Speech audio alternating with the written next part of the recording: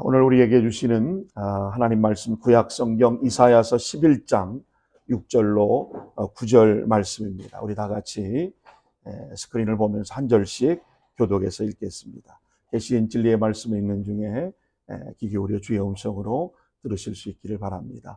구약 성경 이사야서 11장 6절로 9절 말씀입니다. 우리 한 절씩 교독하겠습니다.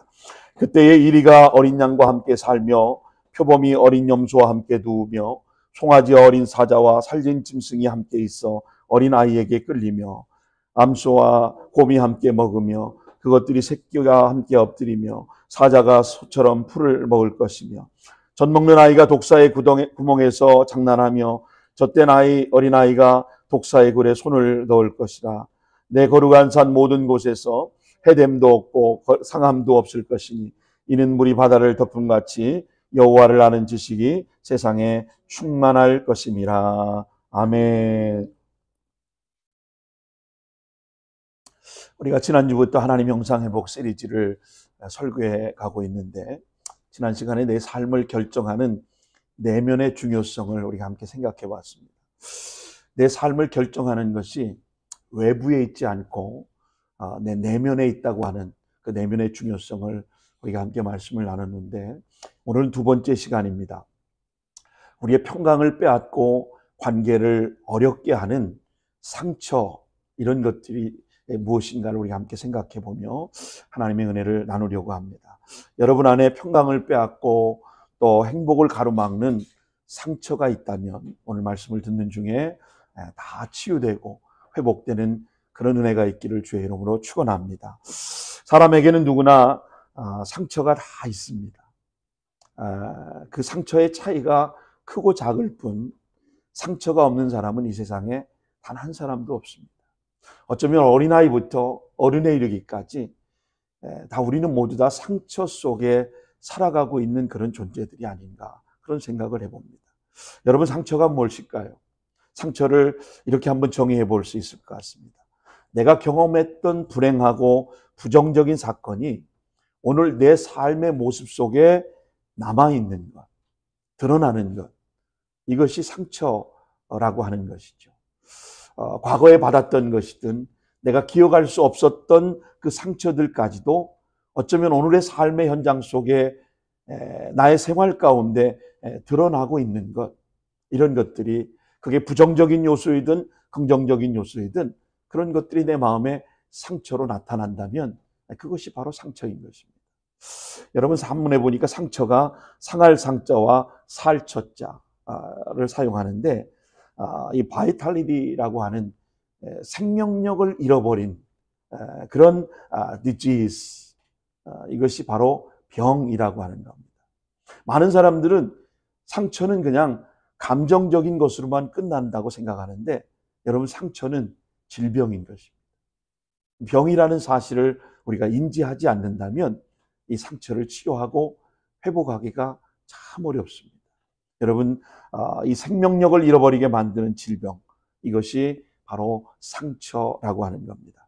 우리가 이 세상을 살아가면서 내 의지와는 상관없이 많은 것을 우리가 경험하며 삽니다. 그런데 많은 걸 경험하는 것 중에 아름다운 것만 경험하는 것이 아니라 예상치 않았던 불행을 경험하기도 하고 또 전혀 나와는 상관없는 것 같았는데 그런 아름답지 못한 사건들을 내가 경험하며 살 때가 있습니다.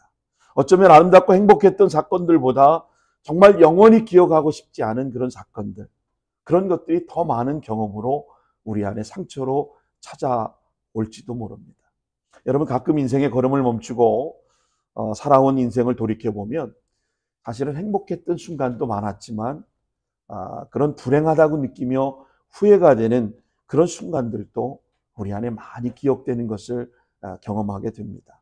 여러분, 이런 것들이 해결되지 않은 채 우리가 가정생활을 하고 결혼생활을 하고 또 신앙생활을 한다 할지라도 그 상처는 여전히 내 마음 깊은 곳에 숨겨져 있기 때문에 그것이 언젠가는 또 다른 사람에게 상처를 주는 마치 고슴도치처럼 그런 모습으로 내가 나타날 때도 있다고 하는 것입니다. 여러분, 우리 안에 불행했던 사건들, 경험 때문에 많은 부분 아픔이 치유되지 못하고 상처로 남아있는 채 살아가고 있는 것입니다. 기독교 상당가이자 CCC 영적 운동을 일으키고 제자와 사역에 헌신했던 이 주서택 목사님과 김선아 사모님이 쓴 내 마음속에 울고 있는 내가 있어요 라고 하는 책을 보니까 바로 우리 안에 그 받았던, 내가 알지 못했던 그 상처 속에서 어린아이와 같이 내가 울고 있는 나의 모습이 있다는 것을 말해주고 있습니다. 혹시 오늘 여러분 가운데 마음속에 울고 있는 내가 계신 분이 있습니까?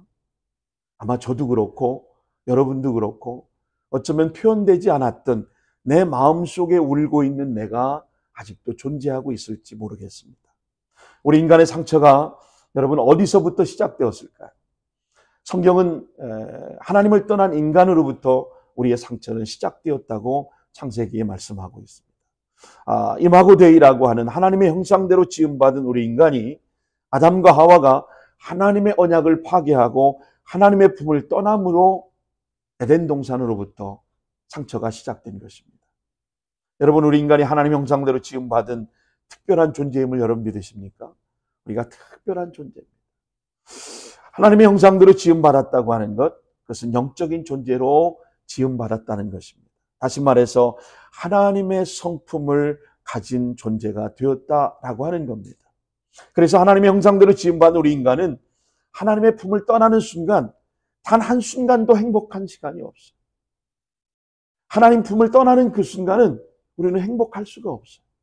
여러분, 하나님 형상대로 지음받은 영적인 존재이기 때문에 나의 소유가 어떠하든지 일도 부족한 게 없습니다. 할렐루야. 그래서 다윗은 시편 23편 1절에 그런 고백을 하지 않습니까? 여호와는 나의 목자시니 내게 부족함이 없으리로다. 하나님의 형상을 가진, 하나님의 영성을 가진 사람들은 소유의 많고 적음의 행복을 느끼지 않는다는 거예요. 여호와는 나의 목자시니 내게 부족함이 없으리로다. 하나님 한 분이 나의 목자가 되어주시면 나의 소유의 많고 적음, 행복과 불행의 가치를 거기에 두지 않는다는 겁니다. 여러분, 반대로 아무리 많은 것을 가졌다 해도 소유 때문에 내가 행복하고 만족한 것이 아니라는 겁니다. 그래서 아무리 많은 것을 소유하고 누려도 여러분, 그 순간 찰나의 시간뿐입니다.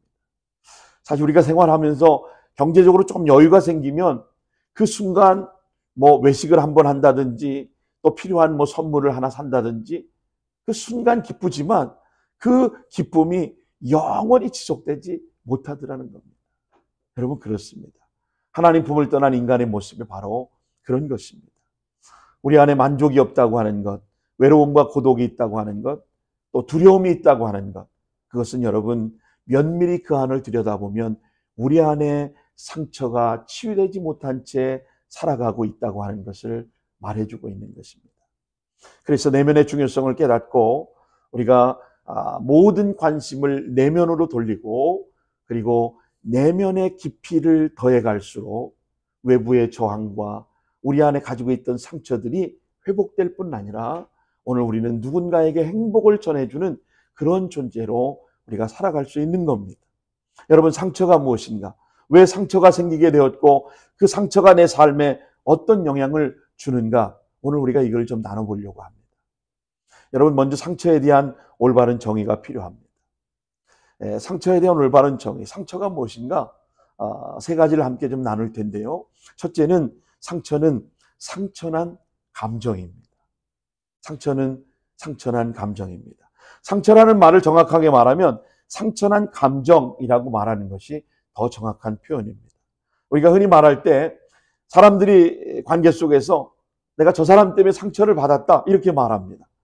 근데 면밀히 따지면 저 사람 때문에 상처를 받은 것이 아니고 저 사람이 주는 상처를 내가 받는 겁니다. 상처는 누가 주는 것이 아니고 상처를 내가 받는 겁니다. 더 정확한 표현을 이모셔널, 내 감정이 상처를 받아들이는 겁니다. 그래서 영어 표현 가운데 they hurt me emotionally 라고 하는 단어가 있어요. 이런 문장이 있어요. 이 상처라는 것은 나를 감정적으로, 정서적으로 다치게 하고 아프게 할 때, 누군가 그렇게 나에게 다가올 때 그것을 내가 거부하면 내 emotionally 이 감정은 그 상처를 받지 않는데 그거를 받아들이는 거예요. 왜? 자기 방어 기제가 약하기 때문에. 나라는 존재가 약하기 때문에, 내 멘탈이 강하지 못하기 때문에 누군가 나에게 헐트하고 상처를 줄 때 그 상처를 내가 받아들이게 되는 거예요. 여러분, 우리 사람의 내면은 지정의의 이 세 부분의 인격으로 나누어졌는데, 상처를 받는 부분이 바로 뭐냐면 정입니다. 감정이라고 하는 거죠. 자, 지정의 가운데 가장 쉽게 다칠 수 있는, 상처를 받는 가장 예민한 부분이 뭐예요? 감정이다. 생각이나 또 행동하는 것보다도 더 내 마음의 감정이 빨리 상처를 받아들이는 겁니다. 근데 따지고 보면 우리가 살아가면서 감정에 어떤 상처도 받지 않는 사람은 아무도 없습니다. 특히 부부관계도 마찬가지고요. 부모와 자녀 관계에도 마찬가지입니다. 대부분의 사람들이 인간관계 속에서 다 상처를 주고받는데, 그것이 지성과 의지를 사용해서 적절하게 해결하고 봉합해서 아무 일 없는 것처럼 살아갈 뿐이지, 결국 그 상처는 감정 안에 받아들여서 내 마음 깊은 곳에 자리하고 있다는 걸 아셔야 합니다. 여러분, 적절하게 해결되지 않은 상처가 여러분 세 가지가 있습니다. 첫째는 그 상처를 해결할 수 없는 상태에서 받아들였던 그 부적절한 처리, 이것이 마치 어린아이 때, 유아기 때 받는 상처들일 겁니다. 두 번째는 상처 위에 세워진 가치관에 그 영향력이 내면에 또 다른 상처로 자리하는 경우가 있습니다. 그리고 세 번째는 현재 시점에 정말 피 흘릴 정도로 그 상처를 받고 아픈데, 그 상처 위에 또 다른 강력한 상처를 받게 될 때 해결되지 못하는 이런 세 가지의 상처의 원인들이 있습니다. 여러분, 첫 번째는 말씀드린 것처럼 태아 때 받은 상처를 포함해서 어릴 때의 유아기 때 받은 상처입니다. 여러분, 태아 때나 유아기 때는 어떤 상처를 받으면 그 상처를 받는 관계나 환경이나 언어로 인해서 내가 버림받을까 하는 그 두려운 마음 때문에, 어쩌면 또 내가 저항할 수 있는 힘도 없기 때문에 그 상처를 그냥 망각이나 또는 부정이나 투사로 받아들이는 방어 기제로 삼는다는 겁니다. 이 방어 기제라는 말을 프로이드가 디펜스 메커니즘이라고 하는 그런 단어를 사용했는데, 그렇게 부적절하게 덮어두는 거예요. 그리고 그냥 애써서 잃어버리려고 망각하는 거예요. 이게 어릴 때에 나타나는 그 상처의 방어 기제입니다. 여러분, 이 방어 기제, 디펜스 메커니즘이라고 하는 걸 프로이드에 의해서 정의된 것인데, 불안을 조절하기 위해서 스스로를 방어하는 전략입니다. 나는 괜찮아. 나는 괜찮을 거야. 나는 괜찮아질 거야. 그냥 자신의 범위 안에서 방어 기제를 사용하는 거죠. 자신을 위협으로부터 방어하기 위해서 의식적 또는 무의식적으로 자기 스스로를 속이며 정신적인 상처를 회피하려고 하는 심리적인 기조인 것입니다. 프로이드에 따르면 성격의 구조를 원초화와 자아 그리고 초자아로 구성되는데, 이때 자아는 원초화를 초자아의 갈등 사이에서 디펜스 메커니즘을 하게 되는 거예요. 그래서 자신의 불안한 방어를 하게 되는 것이죠. 그리고 성장한 후에 이제 그것이 부적절한 상황에서 이것이 부적절한 것이었구나 라고 하는 걸 자신이 인지하게 될 때, 그때 자아가 고통스러움을 느끼는 거예요. 내가 어렸을 때 이런 것 때문에 힘들었었구나. 내가 이런 것 때문에 아팠었구나. 못 견디겠다. 이런 경우 상처가 가장 일반적으로 나타나는 경우입니다. 이런 면에서 대부분의 부모님들이 부모가 뭔지도 모르고 비로소 자녀를 낳아서 양육하면서 부모가 되어가는 과정에서 자녀들에게 많은 상처를 주었던 것입니다. 저 역시도 미국에 와서 아는 사람 하나 없이 영어도 제대로 못하면서 4명의 자녀들을 굶기지 않고 또 어떻게든 공부시키고 또 신분 문제를 해결해서 앞으로의 진로를 막지 말아야 되겠다는 생각 때문에 하루에 한 3-4시간 정도 남짓 잠을 자고 밤낮을 가리지 않고 일했습니다. 그렇게 일하면서 나도 모르는 사이에 어느 순간인가 그것이 자녀들에게 분풀이를 하고 상처를 주고 또 화를 내고 그러면서 씻을 수 없는 그런 시행착오와 실수를 거듭했던 그런 경험이 있습니다. 저는 부모가 되는 것이 마치 드라이브 라이센스를 시험을 보고 패스해서 라이센스를 취득할 수 있는 것처럼 된다면 아마 열심히 공부해서 좋은 부모가 되도록 시행착오 없이 아마 그런 좋은 부모가 될 수 있었을 거라고 생각합니다. 그러나 드라이브 라이센스 따는 것처럼 공부해서 부모라고 하는 자격증을 따는 것이 아니더라. 삶으로 살아가면서 수없이 많은 시행착오를 겪으면서 부모가 되었고 또 부모가 되고 보니까 그 가는 과정 속에서 자녀들에게 아픔을 주고 실수를 하고 상처를 주었다. 돌이켜보니까 그것이 얼마나 큰 아픔이었는가를 경험할 때마다 가슴을 치며 눈물을 지을 때가 많습니다. 여러분, 뿐만 아니라 특별히 불우한 환경이나 부당한 상황에 처했던 것도 아닌데 내면이 심약한 사람들이 있습니다. 무기력감이 찾아오고 우울증이나 심지어 정신적인 심한 이탈 증세까지 나타나게 되는 경우들이 있습니다. 어떤 경우일까요? 대부분 연예인들이 바로 이런 경우들이 있습니다. 어린 나이에 일찍 스타가 되고 부모님 품을 떠나서 사회생활을 정상적으로 경험해보지 못한 소위 말한 아이돌이나 또 누굽니까? 걸그룹들. 일찍 스타가 되고 주목을 받는데 마음은 공허하고 뭔가 자기들이 어떤 문제가 생기면 돌파하고 해결할 수 있는 멘탈이 약하기 때문에 댓글에 조금만 자신들을 향하여 비난하는 댓글을 보고 그러면 그걸 붙잡고 괴로워하다가 결국은 자살을 하고 이 세상을 떠나는 그런 상처의 아픔이 나타나는 것들을 보게 됩니다. 여러분, 문제는 교회 안에서 이런 경우를 정확하게 진단하지 못하고 귀신 들렸다, 마귀 쓰였다, 그리고 막 때리고 그리고 기도한다고 하는 이런 잘못된 행위들이 그동안 우리 한국 교회 안에서 많이 있었습니다. 잘못된 겁니다. 제대로 알지 못했기 때문에 이런 시행착오를 거듭한 것이죠. 여러분, 이런 사람의 경우 어떤 사건이나 환경을 통해서 상처를 받는 것이 아니라 지속적인 사람의 관계 속에서 좋지 않는 영향을 받기 때문에 그 상처가 계속 자리 잡게 되는 겁니다. 여러분, 친구나 주변 사람들을 좋은 사람들과 관계를 하고 좋은 사람을 만남을 가져야 하는 이유가 여기 있습니다. 여러분, 사람은요 사회적인 동물이기 때문에 내가 누구와 관계하느냐에 따라서 그 사람의 영향을 많이 받게 되어 있습니다. 좋은 사람과 교제하고 좋은 사람을 만나면 당연히 좋은 사람의 영향을 받게 되겠죠. 그러나 그렇지 못한 사람을 만나면 그 관계 속에서 나도 모르는 사이에 부정적인 영향을 받으니까 자꾸 내 생각을 부정적으로 만드는 거예요. 여러분, 우리 인간은 관계의 동물입니다. 그래서 좋지 않은 사람들과 관계를 하다 보면 어느 순간인가 나도 그런 기조의 사람이 되어져 가고 있는 것을 보게 됩니다. 저는 어릴 적에 우리 부모님들이 늘 하시는 말씀이 친구 잘 사귀어야 한다. 친구 잘 사귀어라. 그런 얘기를 하셨어요. 친구 잘못 만나면 너 큰일 난다. 친구 잘 사귀어라. 그 말을 하셨던 이유를 저는 어른이 돼서 비로소 알게 되었습니다.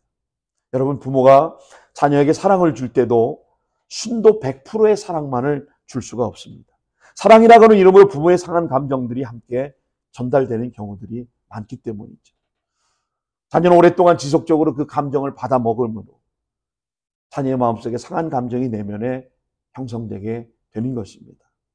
또 과잉 보호에 의한 상처도 마찬가지입니다. 또 유전적인 분노 역시도 마찬가지입니다. 지나친 두려움을 자기 내면에 담아놓고 살면 결국 그 상처가 또 다른 상처를 유발하게 되는 것입니다. 여러분이 두 가지 모두가 과거에 있었던 일이 현재 부정적인 영향을 주는 그런 경우들입니다.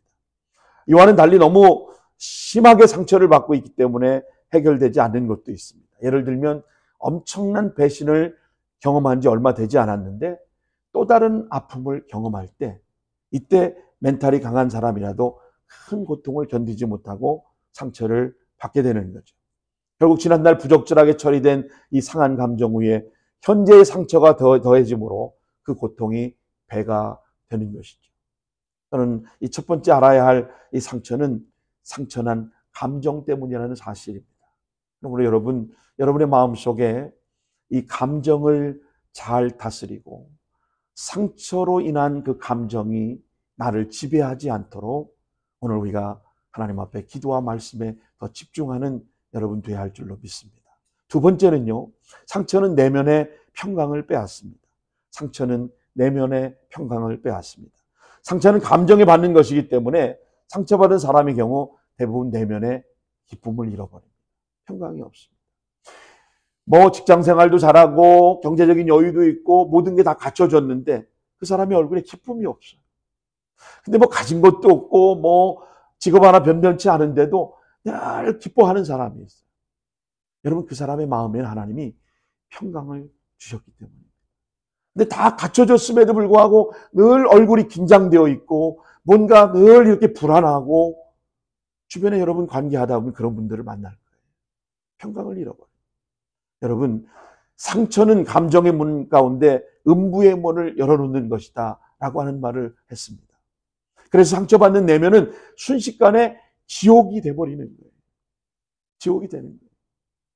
여러분, 이런 것을 우리가 좀 성경에서 한 예를 찾아보면 좀 더 여러분 실감 날 것 같아요. 마치 사무엘상 17장에서 18장 8절까지 나오는 사울의 모습이 바로 그런 모습이었습니다. 다윗이 골리앗과 1대1의 싸움에서 승리하고 블레셋 사람과의 전쟁에서 승리를 하고 난 이후에 위기에 처한 사울의 나라를 구하고 그리고 전쟁을 끝나고 금이환양 돌아옵니다. 그런데 그 다윗의 군대가 돌아오는 그 모습 속에서 여인들이 성읍에 나와서 노래하며 춤을 추며 소구와 경세를 가지고 환영을 합니다. 사울이 죽인 자는 천천히요, 다윗은 만만이로다. 실제로 사울 왕을 높이기보다는 전쟁의 승리자가 된 그런 다윗을 막 죽여 세우고 있는 것이죠. 여러분, 한번 8절을 보시면 사울이 말에 불쾌하여 심히 노하여 가로되 다윗에게는 만만을 돌리고 내게는 천천만 돌리니 그에 더 얻은 것이 나라밖에 무엇이냐. 순식간에 그 말 한마디에 사울의 감정이 상해버립니다. 여러분, 성경을 읽다 보면 사무엘상 19장부터 이제 이 다윗이 사울의 사위가 되지 않습니까? 근데 사울이 다윗을 죽이려고 안간힘을 씁니다. 뭐 창을 던지지 않나, 뭐 어떤 방법을 통해서든지 다윗을 죽이려고 사울이 안달이 났습니다. 여러분, 오늘 말씀해 보니까 심히 노하게 되었다. 심히 노하게 되었다. 객관적인 사실에 대해서 자신이 인정할 수밖에 없었지만 그 마음속의 시기와 질투 때문에 그것을 인정하지 못하고 다윗을 죽이려고 하는 것이죠. 여러분, 이 질투는 여성들이 질투가 많은 줄 알았는데 사실은 여성보다는 남자들이 시기가 질투가 더 많습니다. 아니, 여성의 질투는 그저 사소한 것들이지만 남성의 질투는 사람을 죽이는 살인자로 변신하는 것이죠. 창세기 인류 최초의 살인사건은 형 가인이 동생 아벨을 돌로 쳐 죽이는 것으로부터 시작됩니다. 여러분, 하나님께 드렸던 그 제사, 동생 아벨의 제사를 연납하고 형인 가인의 제사를 연납하지 않은 것 때문에 가인은 심히 분하여 하고 동생 아벨을 시기하고 질투하고 결국 살인으로 이어지고 만 것입니다. 여러분, 시기 질투로 인한 대표적인 성경의 최초의 살인사건으로 기록되었습니다. 성경은 말합니다. 잠언 14장 30절에 마음의 화평은 육신의 생명이나 시기는 뼈의 썩음입니다. 제가 뼈의 썩음에 가로 열고 죽음이라고 기록해놨는데, 여러분, 마음의 화평은 육신의 생명입니다. 건강을 주고 행복을 줍니다. 그러나 시기하는 것은, 뼈의 썩음이라고 하는 것은, 뼈가 썩는다는 말은 죽는다는 것 아닙니까? 시기하고 질투하면 죽는 것입니다. 오늘 이사야 11장 6절로 9절 말씀에도 보시면 메시아 왕국에 도래하면 모든 피조물들이 더불어 사는 화평한 세상이 된다는 거예요. 그때 사자가 소처럼 풀을 먹으며 육식동물, 초식동물이 된다는 겁니다. 평화의 나라, 즉 회복된 나그네 모습이 될 것이라고 성경은 기록하고 있습니다. 자, 여러분 6절을 다시 한번 보시죠. 이리가 어린 양과 함께 거하며 표범이 어린 염소와 함께 누우며 송아지와 어린 사자와 살찐 짐승이 함께 있어 어린아이에게 끌리며. 여러분, 이게 가능한 일입니다. 또 7절을 보세요. 암소와 곰이 함께 먹으며 그것들의 새끼와 함께 엎드리며 사자가 소처럼 풀을 먹는다는 거예요. 육식동물이 초식을 먹으며 산다는 겁니다. 또 8절에도 보니까 젖 먹는 아이가 독사의 구멍에 장난하며 젖된 어린아이가 독사의 골에 손을 넣을 것이다. 위험한 일이죠. 도저히 이해되지 않는 황당하고 불가능한 일이 실현된다는 겁니다. 여러분, 오늘 본문의 이사야 11장 마지막 구절에 이 현상을 정확하게 설명하고 있습니다. 자, 9절 말씀 우리 다시 한번 다 같이 한번 읽어볼까요? 9절 시작. 나의 거룩한 산 모든 곳에서 해됨도 없고 상함도 없을 것이니 이는 물이 바다를 덮음같이 여호와를 아는 지식이 세상에 충만할 것임이니라. 아멘. 여러분, 이 말을 한마디로 말하면 샬롬, 샬롬, 평강입니다. 평강. 이런 일이 정말 일어난다면 여러분, 한 사회나 국가에 먼저 일어나는 것이 아니라 우리의 마음에 가장 먼저 일어나는 것입니다. 여러분, 천국은 원래 한 개인의 삶의 변화로부터 시작되는 것이지 사회 제도나 조직의 변화로 오는 것이 아니기 때문입니다. 모든 인간의 마음속에 주의 말씀이 가득 차면 미움과 적대감, 자기 스스로를 죽이는 생각과 느낌을 왜곡하는 것, 이런 것들이 여러분 주의 말씀으로 바로잡고 말씀을 읽고 말씀을 깊이 묵상할 때 하나님의 말씀이 살아있고 운동력이 있어서 우리의 좌우의 날쌘 검과 같이 우리의 혼과 영혼과 골수를 찔러 쪼개고 남는, 그래서 우리 마음속에 깊이 자리 잡고 있는 그 상처의 아픔들을 하나님이 수술시켜 주시고 회복시키시고 치료해 주신다고 하는 사실입니다. 나의 거룩한 산 모든 곳에 해됨도 없고 할렐루야 상함도 없고, 여러분에게 해됨도 없고 상함도 없는 모습이 우리 내면에 일어나 상처가 치유된다고 하는 사실입니다. 우리 안에 있는 상처가 주는 가장 큰 고통, 1차적인 피해는 우리 내면의 평강을 빼앗는 겁니다. 여러분, 지금까지 살아오면서 받았던 어떤 종류의 상처가 있든지 간에 오늘 이 시간 우리 주 예수님의 이름으로 선포합니다.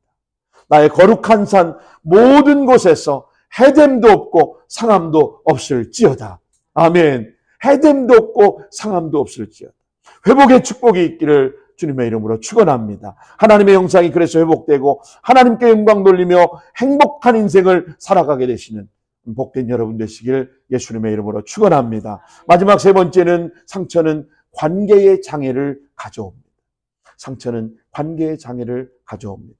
상처가 있는 사람이 가진 가장 심각한 현실적인 문제는 사람과의 관계를 잘하지 못해요. 관계의 장애가 생깁니다. 예전에 한국에서 목회할 때 어느 집사님이 상담을 요청해서 목양실에 찾아오셔서 자기는 결혼하기 전에는 상처가 전혀 없었다는 거예요. 너무 해피하고 행복했다는 거예요. 근데 결혼하고 나서 무능한 남편을 만나서 결국 자신이 이렇게 상처를 받고 행복하지 않다고 막 털어놓는 거예요. 여러분, 그 말이 맞을까요? 그렇지 않습니다. 사실 냉정하게 진단하면 결혼한 남편을 통해서 상처를 받는 것이 아니라, 물론 상처를 받을 수 있겠지만 그동안 받은 상처가 자신 안에 잠복되어 있다가 상한 감정이 결혼 후에 스물스물 올라와서 배우자 때문이 아니라는, 자신이 가지고 있는 그 상처 때문이라는 사실을 아셔야 합니다. 결혼 전에는 그렇게까지 깊은 관계를 맺은 적이 없었다가 도망칠 수 없는 적당히 가까운 거리를 둘 수밖에 없는 부부관계가 되었을 때 본격적으로 내면 속에 있는 그런 상처가 나타나기 시작하는 겁니다. 그것이 바로 위력을 발휘하는 겁니다. 여러분, 그 상처가 있는 대부분의 사람들은 이기적이고 자기중심적입니다. 겉보기에는 그렇지 않은 것 같은데 상처가 많은 사람은 그래서 다른 사람과 진정한 관계를 맺기 어려움을 겪는 것을 보게 됩니다.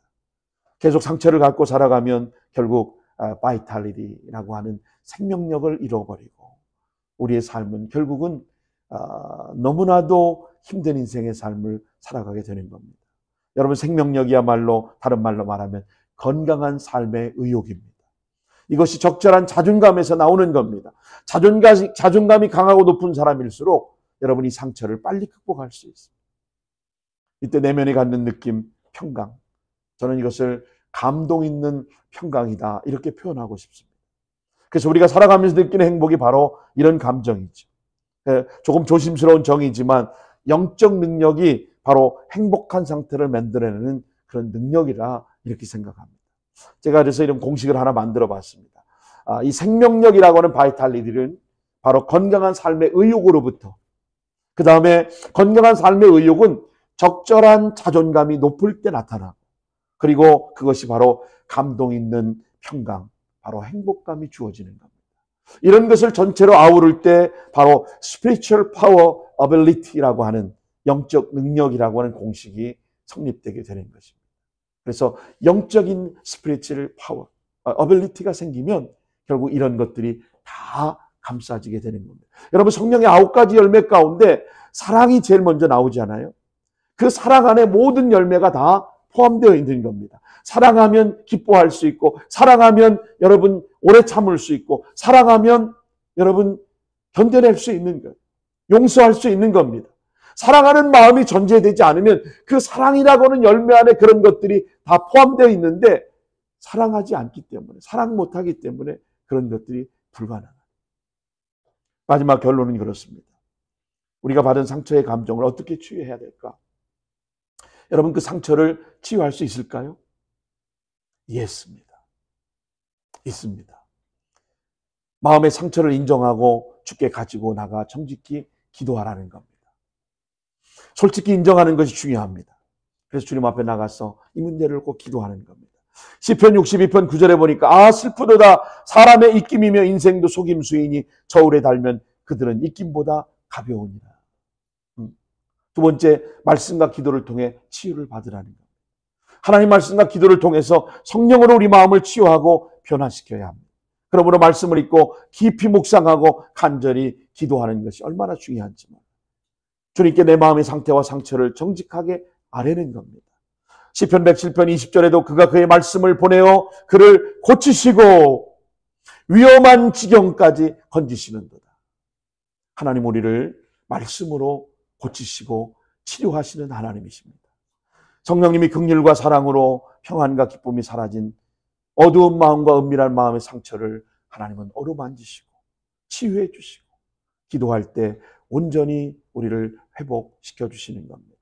정직히 간절한 마음으로 기도할 때 성령이 마음의 상처를 어루만져 주시고 여러분의 마음의 기쁨과 샬롬 평강을 회복시켜 주실 줄로 믿습니다. 시편 51편 17절 말씀에 보니까 하나님께서 구하시는 제사는 상한 심령이라 하나님이여 상하고 통회하는 마음을 주께서 멸시치 아니하시리라. 여러분, 그렇습니다. 세 번째로, 상처 입힌 자를 긍휼히 여기고 용서하라는 것입니다. 용서치 않고 미워하면 그는 늘 그 문제에 얽매이고 살아가게 됩니다. 나에게 상처를 준 사람을 용서한다고 하는 것은 내 자신이 행복해지기 위한 가장 최선의 방법이에요. 누군가 나에게 상처를 주었다고 생각하면 내가 먼저 손 내밀고 내가 먼저 그 사람을 용서할 때 그 문제에서 여러분이 자유하게 되는 겁니다. 그리고 비로소 여러분은 행복해지는 겁니다. 여러분, 왜 용서해야 할까요? 왜 용서해요? 내가 행복해지기 위해. 내가 받은 상처 때문에 그 사람을 원망하고 불평하고 미워하고 살아가고 증오하면 결국 나는 불행한 존재가 되는 것입니다. 여러분, 내가 행복해지려고 한번 따라 하십시다. 내가 행복해지려고. 할렐루야. 여러분 행복해지길 바랍니다. 용서하고 원망을 내려놓고 증오와 미움을 내려놓고 여러분이 살기 위해서, 여러분이 살아나기 위해서, 더 많은 미래를 향하여 여러분이 달려가기 위해서 여러분이 용서를 선택하는 거예요. 제가 밀양이라고 하는 영화를 보면서 이 용서의 반전을 저는 찾아볼 수 있었습니다. 이 밀양이라는 영화를 보면 용서할 수 없는 누군가 집어삼킬 것 같은 그 분노, 힘들어하는 그 신의 역을 맡았던 그 전도연이 씨가 나오죠. 교통사고로 남편을 잃어버리고 아들과 함께 남편의 고향인 밀양으로 내려와서 이제 피아노 학원을 오픈하고 보니까 통장에 잔고가 고작 870만 원. 남편 꾸민 밀양에 집을 짓고 사는 것인데, 그래서 땅을 보러 다니다가 결국 그 허세로 인해서 아들이 유괴되고 아들은 살해되고 말죠. 살인범이 체포되고 수갑을 차고 유치장으로 가는 복도에서 이 시내 전도연 씨가 그 살인범과 마주치지만 정말 깃방맹이라도 한 대 날려버리고 싶은, 그래도 시원치 않은 판에 그 살인자는 시내의 눈을 깔아버리며 분노에 차 있지만 동시에 공포에 지배되어 있던 그 시내의 모습 속에서 자신이 주체할 수 없이 숨어버리는 현실. 그러다가 시내가 어떻게 교회에 나가서 기독교인들과 교제를 나누면서 덕분에 하나님을 알게 됩니다. 이제 행복하다. 너는 이제 행복한 사람이야. 다 됐어. 이렇게 이야기하지만 주방에 서서 반찬통에 담긴 반찬들 한 끼 식사를 우걱거리며 때우고 있는, 눈물을 흘리는 자신의 감정을 속여보려 하지만 정작 위로받지 못한, 그런 속이지 못한 시내의 모습이 나타나죠. 힘겹게 하나님의 사랑으로 용서를 결심하고 살인범에게 면회를 가지만 너무나도 기가 막힌 소리를 듣습니다. 살인범이 뭐라고 그래요? 교도소 안에서 자신이 하나님을 만났다는 거예요. 그래서 그 하나님이 나를 다 용서해 주셨다는 거예요. 그때 이 시내는 절규하며 몸부림을 칩니다. 내가 용서하지 않았는데 어떻게 다른 사람이 먼저 그를 용서할 수 있냐. 몸부림을 칩니다. 결국 여러분, 용서는 상대를 위한 것이 아니고 나를 위한 것이었어요. 나를 잡아삼킬 듯한 분노, 삶에 대한 회의에서 나를 구원해 줄 마지막 희망은 나에게 상처를 준 사람을 용서하는 겁니다. 용서가 상대를 위한 것이 아니라 나의 행복을 위한 것임을 비로소 깨닫게 되는 것이죠. 사랑하는 여러분, 우리 안에 받은 상처가 이루 말할 수 없이 크고 그것이 아프고 견딜 수 없을 때 여러분, 하나님께 나아가십시오. 그리고 조용히 말씀 앞에 무릎을 꿇고 그리고 주님 앞에 기도하며 용서를 구하십시오. 용서해 주십시오. 그러면 여러분이 삽니다. 여러분이 행복해집니다. 여러분이 과거에 발목 잡혔던 그 아픔이 이제는 씻은 듯이 사라지고 여러분 안에 주님 주시는 샬롬, 평강이 자리하게 될 겁니다. 마태복음 18장 35절 같이 한번 읽겠습니다. 시작. 너희가 각각 마음으로부터 형제를 용서하지 아니하면 나의 하늘 아버지께서도 너희에게 이와 같이 하시리라. 에베소 4장 32절 서로 친절하게 하며 불쌍히 여기며 서로 용서하기를 하나님이 그리스도 안에서 너희를 용서하신 것 같이 하라. 하나님 나에 대한 용서를 생각함으로 우리도 용서하게 될 때 여러분의 마음의 분노와 상처에 치유받게 될 줄로 믿습니다. 마지막으로 상담을 받고 진실한 친구에게 터놓고 교제하며 도움을 구하라는 것이죠. 잠언 16장 24절에 보니까 선한 말은 꿀송이 같아서 마음에 달고 뼈에 양약이 되느니라. 좋은 사람과 교제하며 하나님 말씀으로 위로를 받으면 바로 이렇게 되는 겁니다. 잠언 19장 20절 너를 권고를 들으며 훈계를 받으라. 그리하면 내가 필경은 지혜롭게 되리라. 상처를 주님의 복음에 의해서만 치유될 수 있습니다. 사람의 위로도 불가능합니다. 삶의 회복은 바로 나에게 상처를 준 사람을 용서할 때 먼저 시작되는 것입니다. 그래서 하나님께서 나에게 주신 온전한 영향력을 발휘하고 하나님의 형상을 회복함으로 온 가족과 공동체 속에 아름다운 하나님 나라가 임하게 될 줄로 믿습니다. 여러분이 내 삶을 결정하는 내면의 건강을 살피시고 우리 안에 머물러 있는 상처를 치료하고 또 극복해서 감동 있는 평강을 누리며 하나님께 영광 돌리고 하나님의 형상을 회복하시는 복된 저와 여러분 되시기를 예수님의 이름으로 축원합니다. 기도하겠습니다.